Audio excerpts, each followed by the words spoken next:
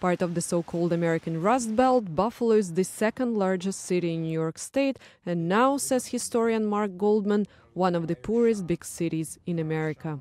Something like 75 to 80% of the children in our schools are qualified for free lunch, maybe one of the highest in the country.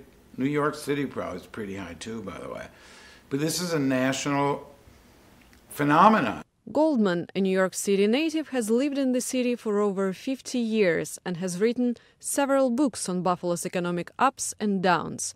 And there have been many more ups, he says. When the Erie Canal opened in 1825, it became a water route from New York City to the Great Lakes, a major factor driving the development and economy of the United States. By 1900, Buffalo becomes a major center of industrial production in the country. Steel, coal, railroads, and then eventually automobiles. But it all started to fall apart in the 1960s and 70s. Industry began declining rapidly in formerly booming cities like Buffalo, Cleveland, Pittsburgh, and Detroit.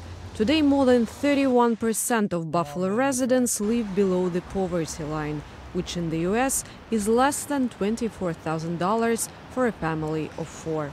George K. Arthur runs Buffalo's Nash House Museum, a landmark for the city's African-American community.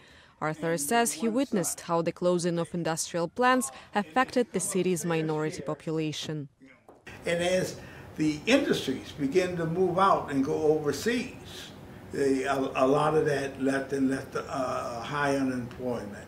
And those in the minority community were the ones who were really hit the hardest. Today, Buffalo's unemployment rate is 6.4%, higher than other U.S. cities. But it still has a bright future, believes architectural photographer James Cavanaugh. We look at certain things that we have photographed, like the 2 large steel mills that were in Buffalo for many years and employed tens of thousands of people. They're gone. Now, some people would say, well, that's bad, we lost that manufacturing capacity, but at the same time, those sites now are being repurposed for light manufacturing, distribution, more modern technology. So it seems that despite hard times, Buffalo is recovering, providing hope and new jobs for many of its residents. Olga Loginova for VOA News, Buffalo, New York.